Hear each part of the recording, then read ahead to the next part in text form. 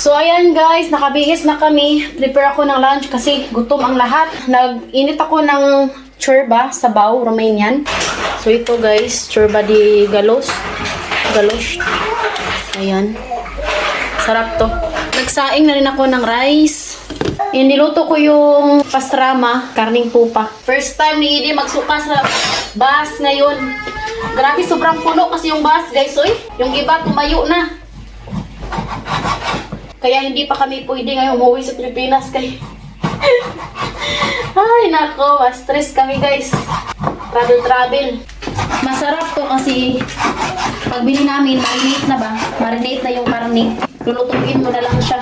Hinugasan ko siya ng tubig kasi nga maalat yung karne.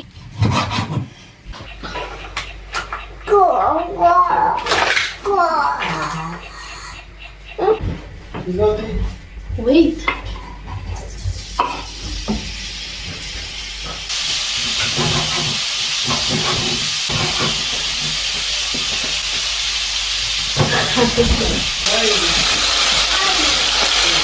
Mahirap talaga mag-travel pag may bata guys, no?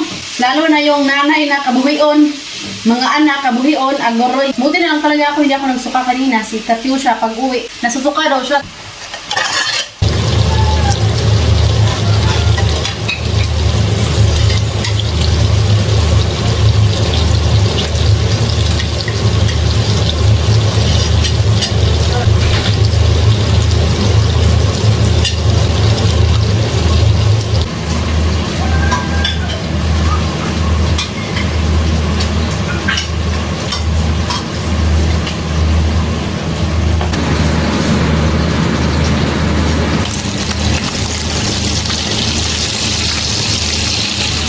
Yung sabaw ni Mama, yung nilagay niyang manok is yung alaga naming manok, guys.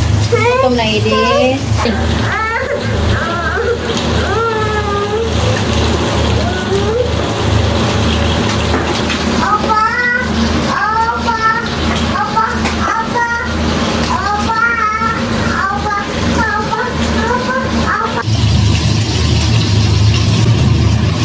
Magluto ko pala ako ng mamagiga.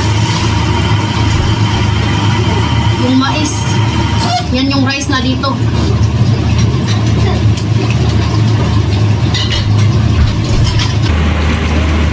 Tama na to eh.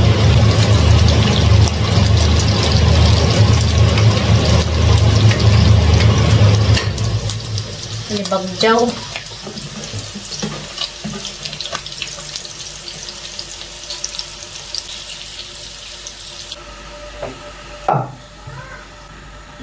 Yan.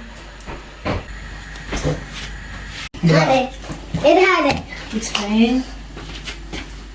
Whoa. Take your word for this food. Jesus' name is Amen. Amen. Amen.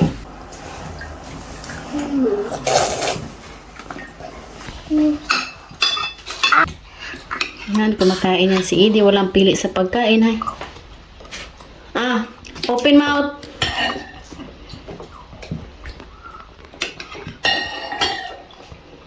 Open mouth. Daddy. Di mangaon. Mango. Ano yan kinain mo? Sabaw. Bye, Mila.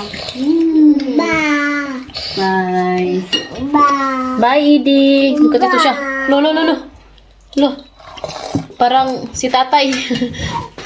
Ganyan kumain yung tatay ko.